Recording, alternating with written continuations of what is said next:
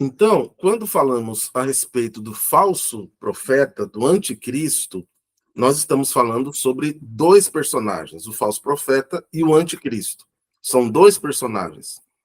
Existem textos no Novo Testamento que devem ser lidos para que a gente possa entender esses dois personagens e o surgimento desses dois personagens a despeito aí das interpretações que nós estamos estudando aqui, das visões do Apocalipse. Bem, se nós entendermos os textos paralelos, nós temos 1 Tessalonicenses e João. O apóstolo João também cita a questão do anticristo surgindo nos últimos dias, e alguns afirmam que últimos dias é o período da morte de Cristo, da ressurreição de Cristo até a parousia, a sua volta. Outros entendem que é o período da grande tribulação. Bem, esse primeiro personagem a surgir chama-se falso profeta. Ele está em Apocalipse, capítulo 6, verso 2. Apocalipse 6, 2 diz: Vi então, e eis um cavalo branco, e o seu cavaleiro com um arco, e foi-lhe dado uma coroa, e saiu vencendo para vencer. Então perceba que esse personagem, ele surge exatamente no início das visões do apóstolo João. Ele vai surgir no capítulo 6 do Apocalipse. Ele é o primeiro selo. Então, o primeiro selo é exatamente o surgimento deste personagem que é semelhante a Cristo, que parece Cristo, que tem uma coroa, que tem um cavalo branco, mas que é falso, ou seja, é um falso profeta. Em Apocalipse 13, que é o nosso texto de hoje, este indivíduo, esse personagem, surge a partir do verso 11, Apocalipse 13, 11.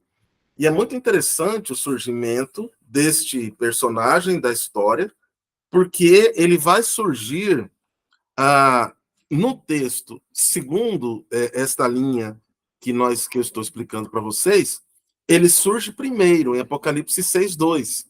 No entanto, no capítulo 13, ele surge depois. Antes dele surge um outro personagem chamado de Anticristo. É esse personagem que é o nosso tema da aula de hoje. Quem é esse Anticristo? Ele surge aqui em Apocalipse 13. E em Apocalipse 13, 11, surge este outro personagem chamado de falso profeta. Perceba o seguinte, para a linha pré-milenista, vou trabalhar com vocês a meso, né, a pré-milenista meso, acredita-se que a igreja ela enfrenta o período do anticristo, mas não, aliás, a igreja enfrenta o período do falso profeta, mas não do anticristo. Repito, a igreja enfrenta o período do falso profeta, mas não do anticristo. A igreja ela é arrebatada quando surge o anticristo, mas o falso profeta já estaria na terra atuando quando surge o anticristo. É isso que nos parece que João diz, e parece também que Paulo diz em 1 Tessalonicenses, que esse anticristo já estaria na terra, já estaria atuando na terra.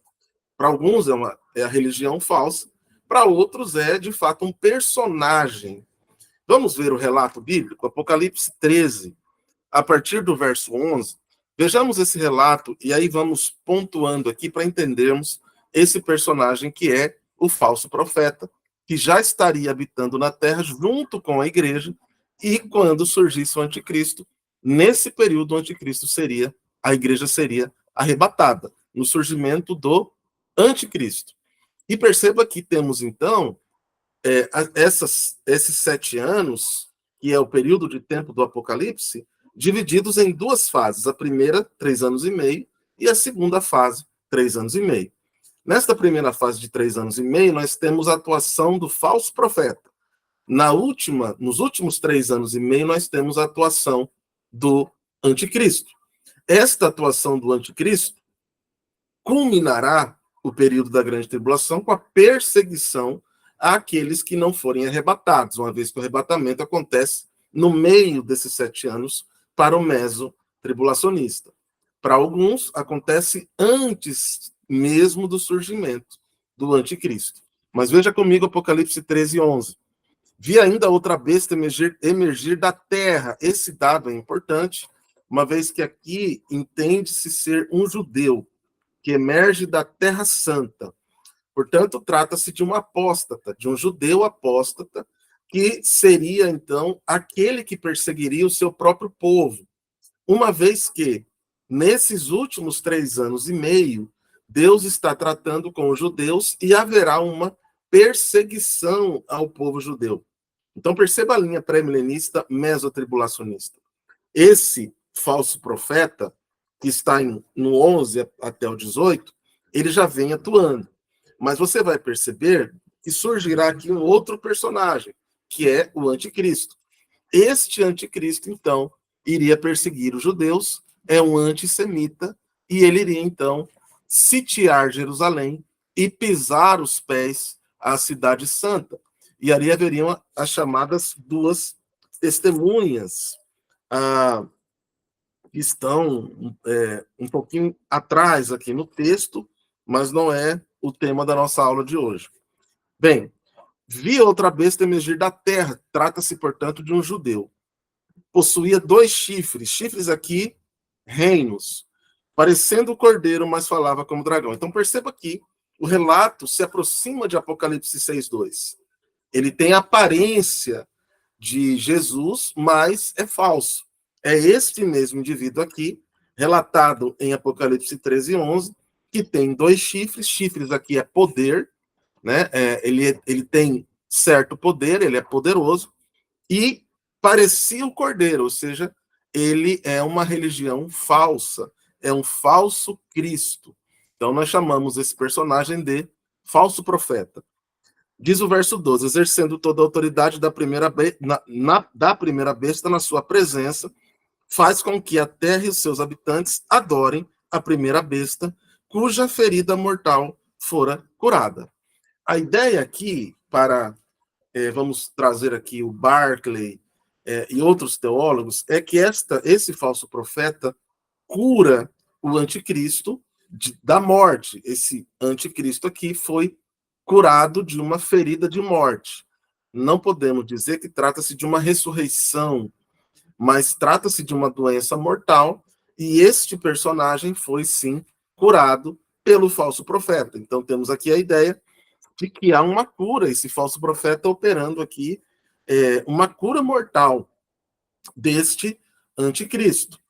Verso 13, também opera grandes sinais, de maneira que até fogo do céu faz descer a terra diante dos homens. E aqui nós temos toda a descrição da atuação desse falso profeta. Nós não vamos falar hoje sobre o 666 ainda, vamos falar na nossa próxima aula, mas eu quero também citar aqui o anticristo, que está descrito aqui no capítulo 13, verso 1. Ele diz: vi emergir do mar uma besta. Aqui temos uma citação de que é um gentio, enquanto o falso profeta é um apóstata, que nasce na igreja, que nasce talvez do próprio povo judeu, mas que vai apostatar da sua fé e se transformar num falso profeta. Este outro, o anticristo, ele é um gentio e ele tem grande poder. Perceba o seu poder. Ele tinha 10 chifres. Chifres aqui é poder. E 7 cabeças.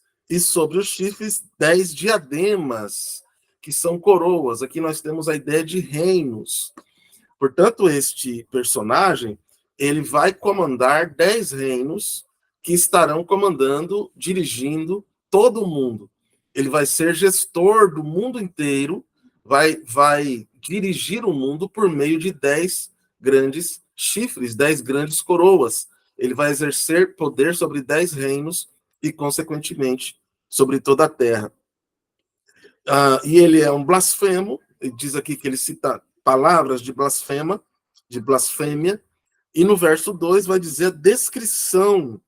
Inclusive, aqui no verso 3, diz assim: então vi uma de suas cabeças como golpeada de morte, mas essa ferida mortal foi curada. Então, é a mesma cura que acontece aqui no verso 12. O verso 12 afirma que o falso profeta curou o anticristo de uma chaga mortal. É exatamente esta experiência aqui. E toda a terra se maravilhou seguindo a besta, adoraram o dragão, e aqui o texto ele vai continuando. O verso 7 trata da questão da perseguição. Diz assim: foi-lhe dado também que pelejasse contra os santos e os vencesse. Então aqui nós temos a morte dos santos, o martírio daqueles que enfrentarão esta fase aqui da grande tribulação. E o verso 5 também é muito importante. Perceba, foi-lhe dada uma boca que proferia arrogâncias e blasfêmias e autoridade para agir 42 meses. Essa ideia de 42 meses é muito importante, porque aqui nós temos exatamente os 3 anos e meio em que este personagem atua, persegue os cristãos ou os judeus e mata, né? Diz aqui o texto que pelejou contra os santos e os venceu ou os matou. Será, portanto, um período de perseguição aos santos. E o texto vai dizendo que toda a terra vai adorando a esses dois personagens, a esses dois indivíduos, né? Que para a maioria dos teólogos tratam de pessoas que vão surgindo aqui.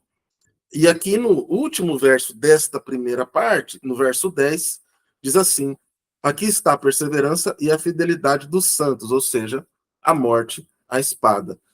Nesse período, então, aqueles santos, e aqui nós podemos tratar da igreja que ficou na grande tribulação e será salva, para os pré-milenistas, ou para alguns, o próprio povo judeu, que será perseguido, e nesta perseguição surgirão duas testemunhas que serão judeus e que testemunharão a todo mundo, e haverá, sim, a salvação do povo judeu. Deus, então, está tratando com os judeus aqui, e a perseguição serve para preparar esses judeus, serve para humilhar esses judeus, serve para trazer esses judeus, o povo judeu, novamente à dependência de Deus. E aí temos a restauração de Israel. Agora perceba, a despeito dessas duas ideias que eu estou trabalhando hoje, o pré-milenismo clássico e o meso, o pré-milenista meso, elas são muito parecidas. A pequena diferença entre elas é que para o pré-milenismo clássico, dispensacionalista, a igreja ela é arrebatada antes do surgimento do falso profeta. Para o pré-milenismo meso, a igreja enfrenta o falso profeta e é arrebatada antes desta cura que o falso profeta opera sobre o anticristo, e aí surge o anticristo, toda a terra se maravilha desses dois personagens, e eles então passam a governar a terra por meio de 10 reinos, que eles terão autoridade, e assim inicia-se a segunda fase da grande tribulação, a fase mais gravosa, a fase mais terrível, que é a fase que acontece a perseguição contra os santos. Então, em resumo, nós temos o surgimento primeiro do falso profeta e depois do anticristo. 3 anos e meio, falso profeta, esse indivíduo vem, opera um milagre no anticristo que ressuscita talvez aí, e então continua esse reinado, né? Então se estabelece ali um reinado de 10 coroas ou de 10 reinos. Nós vamos continuar falando, nós vamos voltar, o nosso foco inicial é o livro do Apocalipse, mas vamos também abordar aí os outros textos ligados a Paulo, ligados a João, enfim, toda a continuação a respeito do Novo Testamento, desse personagem chamado Anticristo.